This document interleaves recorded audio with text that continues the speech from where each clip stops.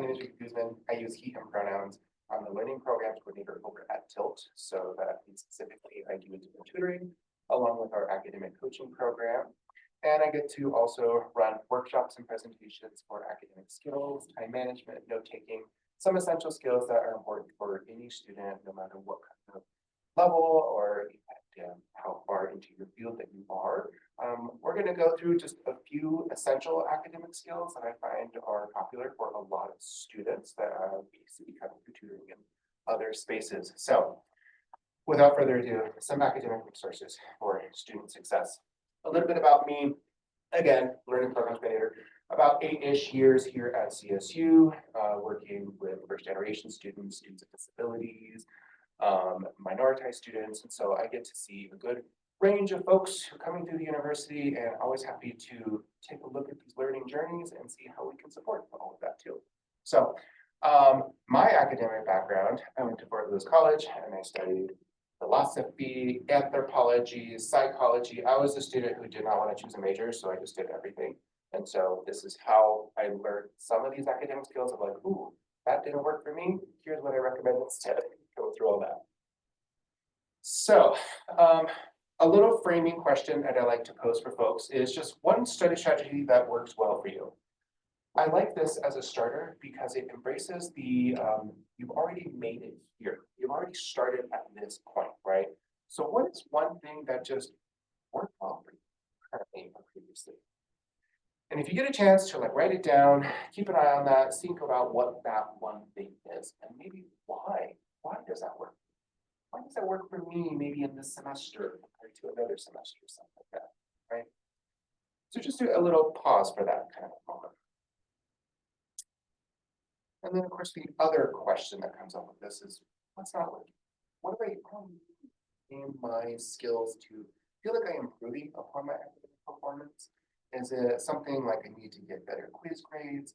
Is it something like I need to make more progress on my writing or something? Just think about what is not working right now. And just kind of keep that in a frame of reference as we're talking through some of these strategies today. Okay. Some common misconceptions that we have around learning. So us at Tilt, working with the tutors, here's some common things that we often hear from students. First off, if you're struggling, it means you're just not good at it, or you're just not smart, right? We hear that quite a lot, especially with math, like I just don't do math, right? We often hear that you should have a regular study spot, that you have like one spot that's available, that's where you do your studies, and then you have a dedicated one. So we hear that you should review your notes over and over and over, and that repetition is what's really going to help make it stick. We know that's not necessarily the case. We also hear that you should chunk your study according to your subject. So in tutoring, we offer 3-hour tutoring blocks, and we hear a lot of students that say, hey, Ricky, I just did 3 hours of organic chemistry in one night. That's really impressive. How much did you retain in that much time, right? And so we really kind of focus on that. Do you need to be chunking that much study time into what you're doing? And then we also see that if you learn what works for you, that you just stick with it. You don't change anything at all. You just kind of keep it there and hold on to that. That changes inherently. Well, what we have instead from some of the research actually happening here at CSU, this is what we know about the science of learning for sure. We know that emotions and the environment matter. If you are stressed out in your daily life, or if you are having issues with a neighbor or a sibling or something like that, that impacts your learning because emotions and your environment absolutely matter, how you are taking information. We also know that learning is social and growth oriented. So it's not just simply like what you learn for yourself or in your class. It's what you know from your experiences, or everything that happened to you beforehand, everything in your communities that brought you to this space. That learning is social and growth oriented. We'll talk on the next slide here about what the growth mindset is, but all learning happens in growth. It's never just a on-off switch, as much as we'd love that to happen, or just what we know about things. We know that we have to work with what we know and build upon that to really understand things fully. We also know that the brain needs novelty. Your brain loves new things. It loves seeing new experiences and new environments and stimuli, that it loves the novelty. And we're absolutely going to eat that up. That can also be a little overwhelming. So if you have a whole bunch of brand new things, you are learning a whole lot of new things all at once. Okay. We also know that we need to incorporate desirable difficulties.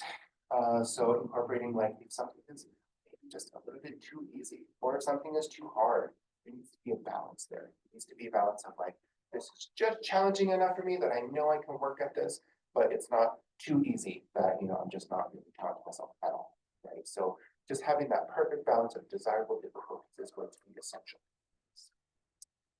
We also know that mistakes are essential to learning. That learning does not happen without some mistakes, without being able to reflect upon some challenges that we've gone through, and like ways that we can improve upon our performance. Mistakes are essential to learning, and that's going to be open to all of your study. And we also know that learning needs to be active. So instead of just sitting here listening to me, I hope you're also taking notes into things and thinking about how you can make learning active within all of your courses and all your study. That's what's really stick. So here's a little graphic between growth and fixed mindset. A growth mindset frames things around, I can learn anything that I want to, or when I'm frustrated, that I preserve or persevere silently. That I want to challenge myself. This is kind of aiming forward and into the growth of, like, maybe we're not there yet, but that there is potential into how we can go. The fixed mindset on the other side says, I'm either good at it or I'm not. When I'm frustrated, that you just give up. From what we know in our science of learning, the fixed mindset is not helpful in terms of learning. And that can be really hard. Sometimes the fixed mindset does come from a space of, like, safety. I know what my limits are and I know what my boundaries are in that kind of space. But we need to understand, like, where can we challenge ourselves and where can we feel that growth is possible for us. So really encourage of, like, thinking some of our negative self-talk when we are faced with challenges is, are we facing this with a growth mindset or a fixed mindset? How can we challenge that? Okay. So I have 6 study strategies. There's a ton out there, but there are only 6 that I really want to focus on for today. I'll go through what they are and some examples of how they are used. And then hopefully you can see these are applicable for your own study as well. First up is spaced practicing. Spaced practicing is all about time. Spaced practicing is giving yourself just a little bit of a taste of something and then giving yourself a bit of time before you return back to that content again at a later time. So spacing out your studying will help you retain your information rather than cramming or studying for the test, right? This is super important because I don't know how many times I see students once the day before the test, right? It's not effective. And we know it's not effective because spaced practicing is what's going to be effective for folks. Coming back to concepts will enforce your neural pathways. So if you don't use it, you do indeed lose it. So if you're not practicing this information regularly, there's not as good of a chance that you're going to remember this later on when the exam comes up. This graphic here kind of shows that. So if you have learning, you want to space it out between a few days compared to just learning like in like 3 days straight, that kind of thing. So again, it's a mode of time of how often do you recall this information. If you are enrolled in a course that has the U behavior option on Canvas, this is spaced practicing.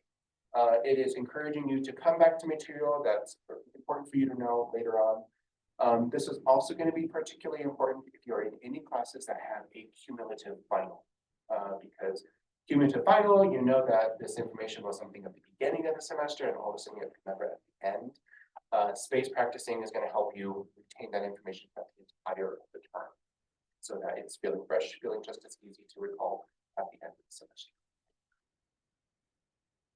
Next up is elaboration. So in this basic format, just talk about it.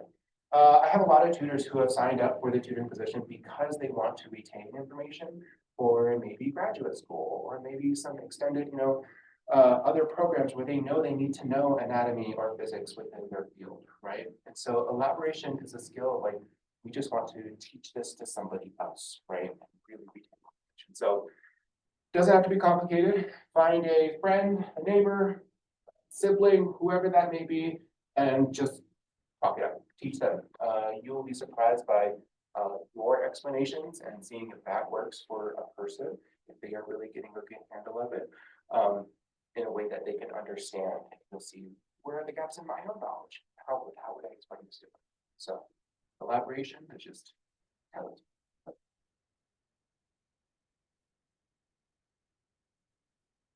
My next one, and perhaps the largest one of this, so I'll have a couple of examples for this, is retrieval practice.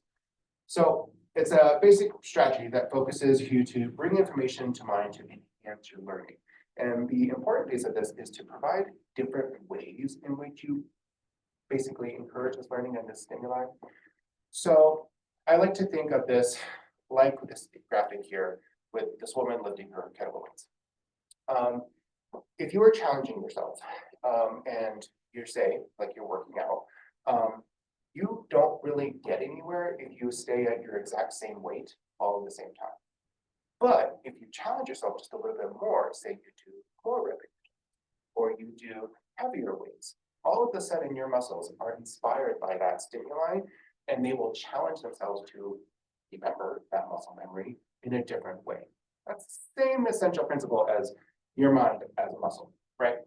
Recalling information forces us to pull our knowledge out and know at the current moment. So it helps move that information from short-term into long-term memory, okay? There's a few different ways that we can do this. So here's some examples. One example is to just test your mind. Just test on a topic. Say you have a chapter exam coming up.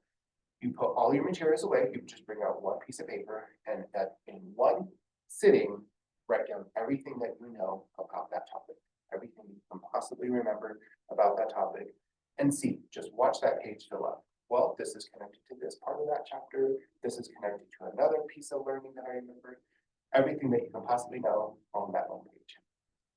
Once you're done, and you feel like I can't remember a single thing else, that's when you pull out your notes. You pull out your notes, you check your readings and things like that, and you get to fill in the gaps. Okay, I forgot, one piece that's included or another helpful quote that kind of goes into this. And you can kind of see the gaps, and that encourages your brain to really stretch to its outer limits to see everything that it can do before you kind of just let yourself kind of know the answers there. You can also do flashcards. This is a great thing. It's a tried and true method. One thing that the COVID pandemic did is made a lot of this material easy online, so you can use a lot of online flashcard modules. It's amazing. You can also use other flashcard decks that other folks have built in similar courses. You can update that, review it. My big guidance around flashcards is to keep challenging yourself. If you know what that next card is going to be, it's time to shuffle the deck, right?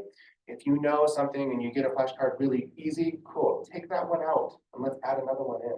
Let's keep challenging yourself during those flashcards. And the last thing that I think is perhaps one of the best frames is the practice test. If you are going to be graded on an exam later on, and if it's timed and if it's of a certain length, you definitely want to put your brain in a similar mindset for that before you do it, because your brain is going to be most familiar with the practice test when it comes up to it. So absolutely use a practice test, look at those study guides provided, and that will absolutely help you. Next up, interleaving. So interleaving is a good topic to mix in everything that you are learning. So kind of encouraging along with what we mentioned around your brain loves novelty, well, your brain also loves a refresh. It loves to have a little bit of variety around what it is taking in. So mix up what you're studying before you burn out your brain, okay? Your brain really craves that something new. So if you spend smaller chunks of time on something, that's going to be a lot more effective to retaining that information than having those big 3-hour chunks of time. Okay? If you want to split up, so I like this graphic because it has like a couple of different stimuli available. So if you're working on something like math or give yourself 30 minutes to 45 minutes, and you feel yourself starting to get a little bit tired of it, let's switch it out with something else, right? Give your brain a rest, maybe dive into some writing prompts or something that else uses your brain differently, and then you can always come back to that or whatever topics that you need to do later on. But this interleaving of topics will actually help you more long-term to feel like you're getting a better grasp of this content overall. Next up, practical examples. I feel like this is pretty easy to explain because it's an example. We all love a good example. One of the best things that I can offer is to share your examples with another person, because then you're kind of testing your example. Does this really hold up to my understanding compared to another person's understanding? And you can kind of see, where does this not necessarily, live up to expectation? Or where does this, challenge a little bit well? So using a good examples, trading that with your friends and your buddies and your study buddies can be a really great way to just expand your understanding of a topic and really go further with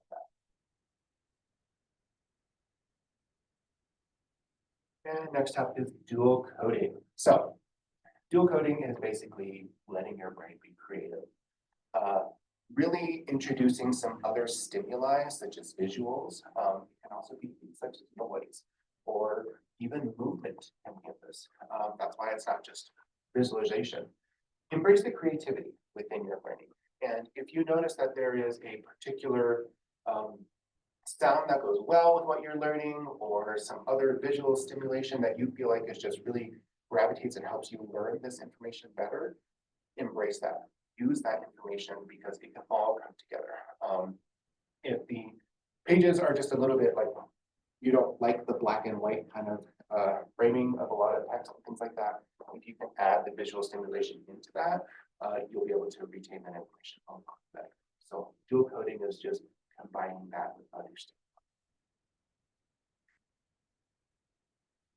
Okay, here's some extra strategies and guides online on our website. Cool. So if you are on our Tilt website, you can follow that link. Is that the right one? Here we go. There we go. So can you see it online? Cool. Oh, I can.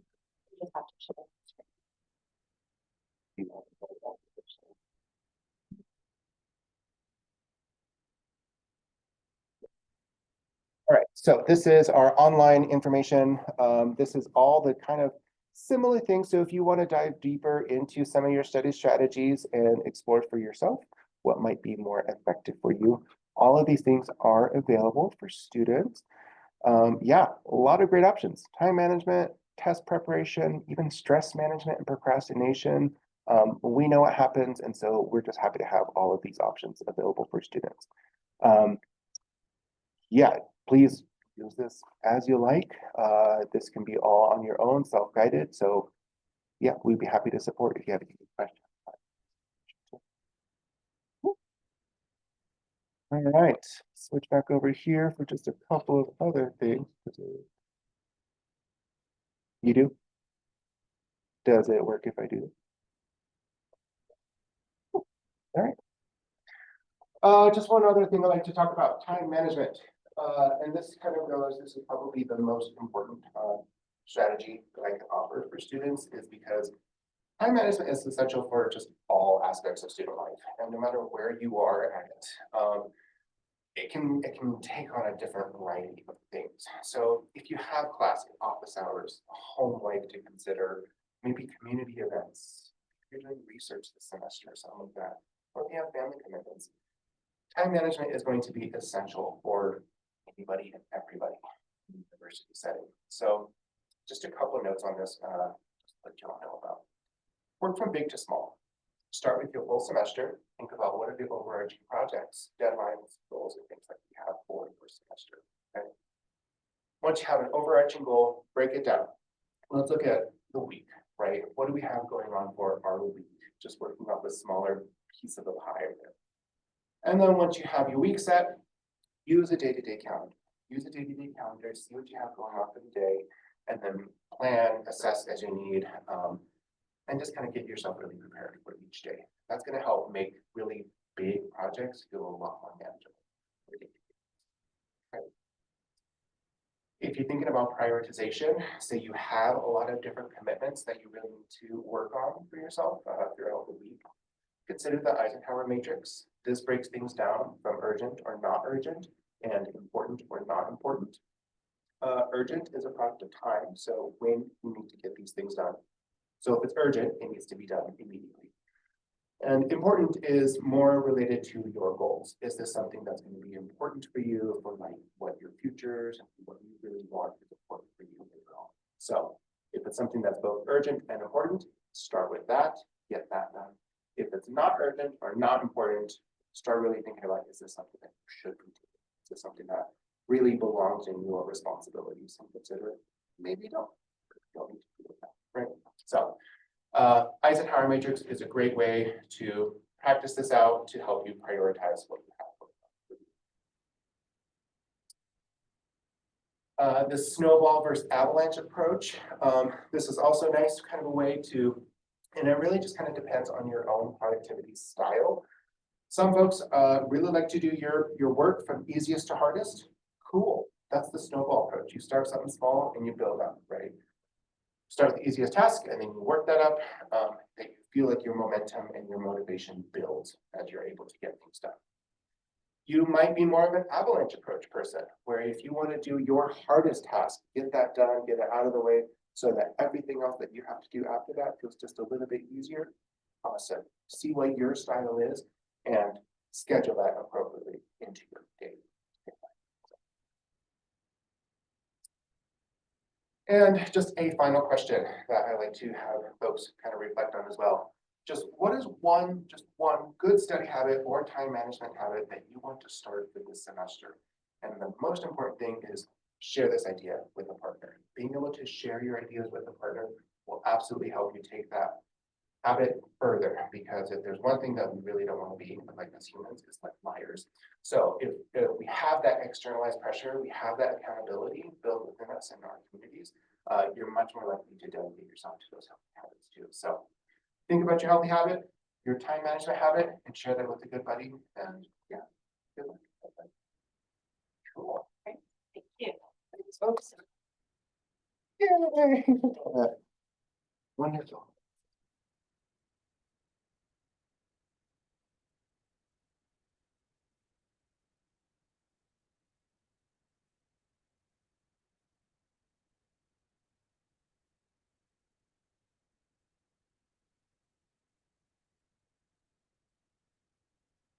Yes. Yeah, sorry. I was like,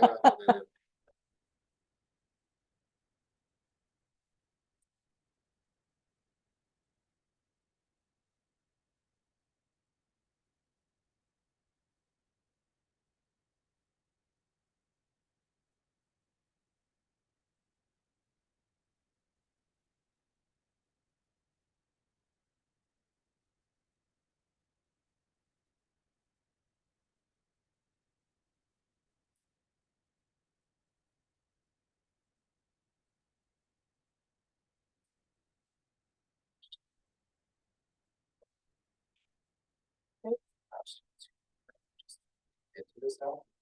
Absolutely. Set up a appointment. Awesome. Okay, thank you so much.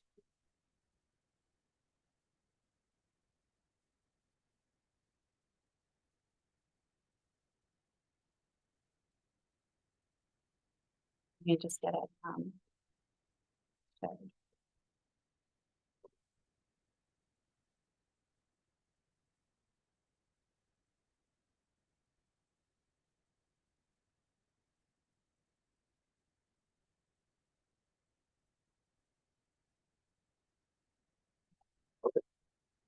Okay, great. Well, I'm going to speak to the camera for this part.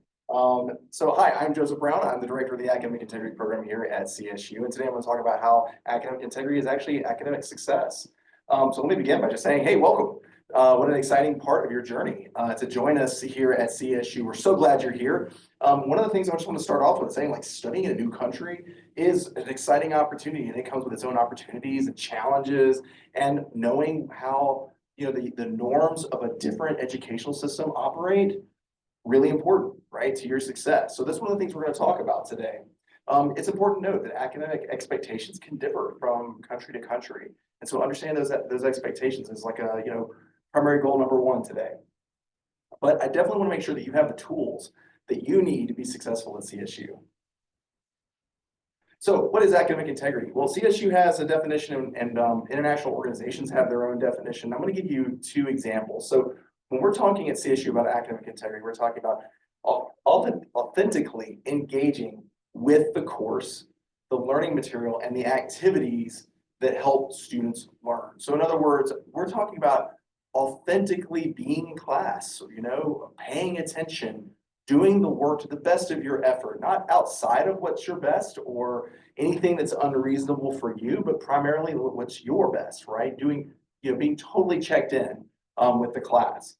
Now, the International Center for Academic Integrity is an international organization, and they span across the globe. I have colleagues in Egypt, for example. I have colleagues in Canada and New Zealand who are part of this organization, and they've identified academic integrity. They've defined it this way. They've said it's a commitment, even in the face of adversity, to 6 fundamental values: honesty, trust, fairness, respect, responsibility, and courage. And I really love the part about even in the face of adversity, because it's very rare that we're asked to do things with integrity, to act with integrity when it's easy. It almost always happens when it's hard. So why is it important? Because integrity is about a process of learning, right? And so it helps us really underline that there are no shortcuts to lasting learning. Well, what does it look like in practice? So we've talked like theoretically of what does it look like? Well, in practice, it can mean doing honest work every single time, right? No shortcuts. Interacting ethically with the ideas of others. That's another way of saying researching ethically, right? So, being able to really juggle between the ideas in a research essay and then distinguishing between that and your ideas and making sure that you give credit where credit is due. Choosing integrity under challenging circumstances. So it's late, I'm tired, I feel behind, I'm not really sure what's going on in this class. All of those sorts of those challenges are very common. In fact, I think every student has felt that at some point. So when we talk about, students with integrity, we're talking about students that, understand that doing the right thing isn't a technical problem. It's not a works cited page, knowing where the commas go and where the periods go and, what line should be under what other line. It's about an approach. And the approach is, I'm trying to do the right thing. I'm trying to be transparent about what's my work and what is not my work.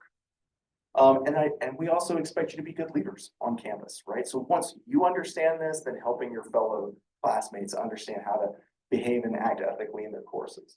And the last one is really kind of the most recent one, and it's about using generative AI only when given specific permission by the instructor. We'll talk more about that in just a minute. Now, let's talk about the flip side of that, understanding academic misconduct. So academic misconduct is what happens when someone does not act with integrity, right? And so these are the areas that the university has identified as being academic misconduct. And you'll notice that some of them you might know very well, and others might, that might be the first time you've heard it put exactly that way. So we're going to begin with cheating. And by the way, these are shortened versions of the longer definition that appears in the CSU Student Conduct Code. And you can Google that really easily.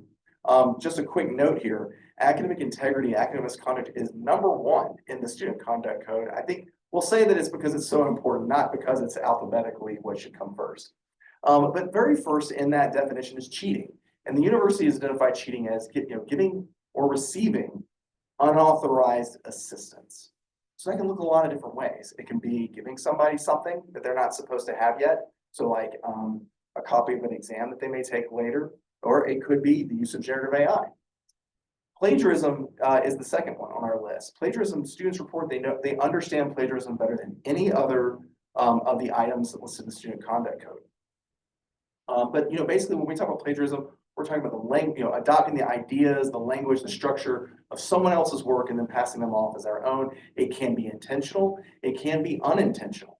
And so that's why we want to make sure in unintentional cases that what we are doing is we're giving proper credit to the source that we have consumed. And that means taking good notes, right? So again, we're talking about academic success here. It can start with taking really good notes. The next 3 are the less common ones. So students generally kind of give me a funny look when they see these. They're like, well, I'm not really sure what that is. Unauthorized possession simply means you have something that could give you an advantage in a class, but you're not supposed to have it. So in other words, just a few years ago, that might be a solutions manual for a course. You know, the internet has allowed us to access a lot of different types of things.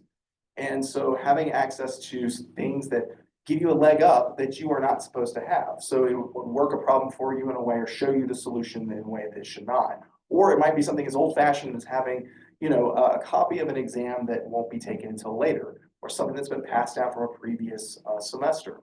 But essentially unauthorized possession means you have something that you are not authorized to have. And the only person who can authorize it is your professor. Now, falsification and facilitation are kind of different sides of a coin. So falsification essentially means lying, you know, misrepresenting something. Typically, we see this in academic documents on campus, but it could be something as simple as having a classmate sign in for you in a class that you take together. Or it could be altering a transcript or a document, an advising document as it makes its way across campus. Lastly, facilitation is just helping someone engage in academic misconduct. So it might be sharing something that a student is not supposed to have yet. It might be giving answers to a test, for example. And so typically we see facilitation and cheating go hand in hand on our campus. So when we talk about the things that we want to avoid, this is the list. What are the consequences? Well, let's begin by talking about the consequences of CSU. At CSU, the most common consequence is failing a course. It's a grading penalty. Now, the most common grading penalty on our campus is a failure on the assignment. And most of these assignments are quite large, right? So they might be 20% of a grade. It's very hard to come back from a failing grade that's worth 20% of your overall course grade. But however, you should know that instructors can determine the grading penalty entirely on their own. It's up to them. It's up to their judgment of what's appropriate. So that might be an instant failure in the course. It could be a 0 on the assignment or just a point deduction. There also can be disciplinary consequences. So you have academic consequences like a grading penalty, but you also may have other sanctions that are applied to your case. And so you might face something like disciplinary probation, disciplinary suspension, even all the way up to expulsion or a transcript notation on your academic record. So they can get pretty serious pretty quickly. I also think it's worth taking a moment and really talking about the consequences outside of CSU. And the most important one is when we think about academic integrity as an academic success initiative, as something that's like important to your success at CSU, one of the things it does is engaging in academic misconduct will slow you down from finishing your degree. And we don't want that. We want you to process through the university, learn what you're supposed to learn, and make your progress through your program. So it can prevent you from finishing a degree or from getting into grad school if you engage in academic misconduct. That's a pretty serious consequence. But beyond the walls of the university, it can also damage your reputation with potential employers, right? And they know that employers value trust and honesty in the workplace. So strategies for success. First of all, knowing the rules, right? How do we know those rules? First of all, we can read the syllabus. That's the document your professor gave you on the first day, or they made it available on campus. Really important that you go through and find out how the work should be completed in the class. And if it's not clear after reading the syllabus, go talk to your professor. If you have any question about how the work should be completed, always just ask. They are a resource for you. So the second point is just talk with them. They're regular people. They really are. I spent 6 years as an English professor, and I can tell you, I always thought good things of students who came to see me and to ask me questions about the course. They wanted to succeed. I wanted to help them. So please go ask if you're unsure about an assignment. And then use only approved materials. So in other words, if your professor has said, look, I want you to use this resource and your textbook to prepare for this exam, use only those. One of the highlights, for example, one of the hallmarks of generative AI work and student work right now is the discussion of a process or knowledge that really exists outside of what has been covered in the course. So that might just be something as simple as raising your professor's suspicion if you're using a source that's outside of the course, the accepted and authorized course materials. And at the very least, even if the two of you get together and you realize, well, this didn't impact your work in the course, that your work for credit, it's at least going to be an uncomfortable conversation. So I think if we stick with only approved materials, you're always, you know, in the clear. Now, we talked about how academic integrity is something that you have to show even when it's hard. So let's talk about when it's hard. So there's been a lot of research done on why students engage in academic misconduct. And we know that a lot of it just has to do with struggling in a course. And it could be life struggling, like, you know, not just getting used to being where you are and getting comfortable with your situation so that you can learn. But it can also mean struggling in the course, right? So right off the bat, I want to say, well, university level work is really challenging and it's normal to struggle. Okay, what you do next is really important. So don't suffer in silence. You know, as I said before, your professor wants to help you. There is also a very large university here with lots of student support. People here whose entire job is to help you when you walk in the door and to be successful. So go find them. So that might look like, you know, the free resources like tutoring, the Writing Center, and in my home, the Institute for Learning and Teaching across the Oval, where tutoring exists for a number of our courses. So a lot of these places are just designed for you to walk in and say, I'm in this class and I need help. And they will help you figure out where to go next. So go do it. The other example, the other suggestion I would make is to find an accountability partner. This could be a close friend, you know, a classmate, someone so that whenever it does get tough, you can bounce ideas off of them and say, hey, I'm thinking about doing it this way. What do you think? And they might be better rested than you. They might feel more comfortable in the class, or just maybe have a different lens on it. And they could say, I don't know if I would do that. That sounds like you might get in some trouble if you do it that way. Or they might say, hey, green light, that sounds good. That's the way I was thinking through it too. Now let's talk about generative AI. Generative AI is a challenging issue right now because it just changes every single week. There's something new and exciting to learn. But let's make this really simple. Rule number one, you should never submit work generated by AI as if it is your own, okay? And that has to do with work for credit in a course. So if it means a homework assignment or a large assignment or an assessment like an exam or an essay or coding or anything that's gonna have some sort of grade or credit attached to it, you should never submit generative AI work as if it is your own. Rule number two, always get your professor's permission before using AI for studying, outlining, or summarizing. And why would we do that? Right? Because those aren't really work for credit examples. Well, we're going to do that, number one, so that your professor and your professor are on the same page about whether or not those sources will actually be helpful for you. Because some disciplines, hasn't been much training done in generative AI, and the AI engines themselves are not particularly helpful or may give you the wrong information. The other part of it is so that you can begin to norm with your professor about what those expectations are. And here's another point. It allows the professor to caution you against using certain uses. So they may be comfortable with you using it for asking questions about course-related material, but they may not be comfortable with you using it to outline or any kind of pre-drafting or pre-work process. But this allows you to begin a conversation with them, so you'll know that you're always in the green.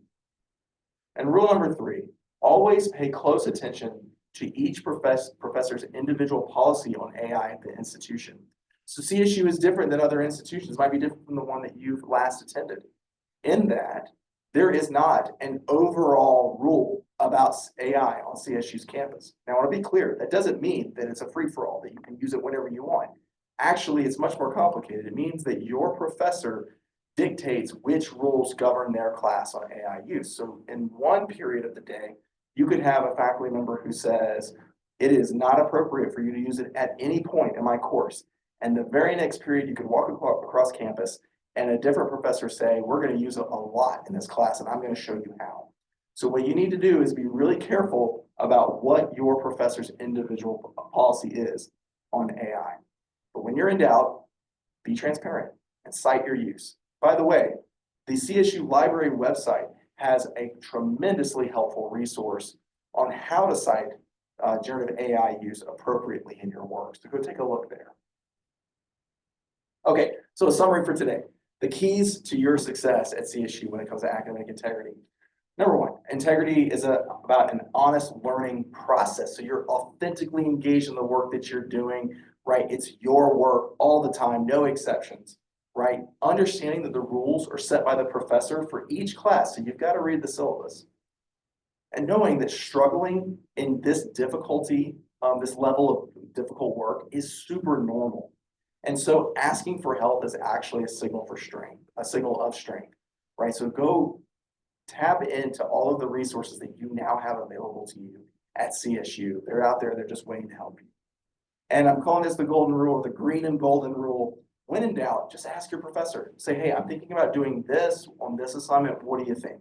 And they could say, oh, I like how you're thinking through that, but actually to make sure we're doing this correctly, let's do it this way. And let them guide you. They'll be excited to do that. So I just want to give you an example of some resources that are available to you right now that you can go to. I've mentioned the Academic Integrity Program website. That's at tilt.colostate.edu/integrity. You can also go to the TILT website. There's a lot there, particularly for students and graduate students. You can kind of go through the pathway there for students to see what's available. The CSU Writing Center is a tremendous help on our campus, and I would invite you to walk down to the Writing Center and interact with them. They're incredibly kind and helpful people. And then there's my contact information here at joe.brown@colostate.edu and my office phone number there. So here I typically pause for any questions that we have any online. Be happy to answer them.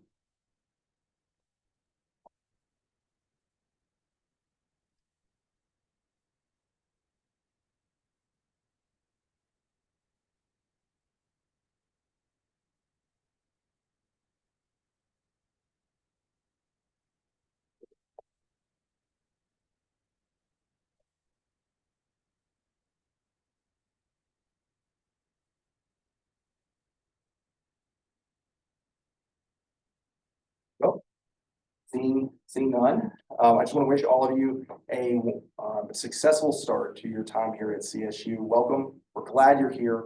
And as always, if you need any help, please reach out. Thank you.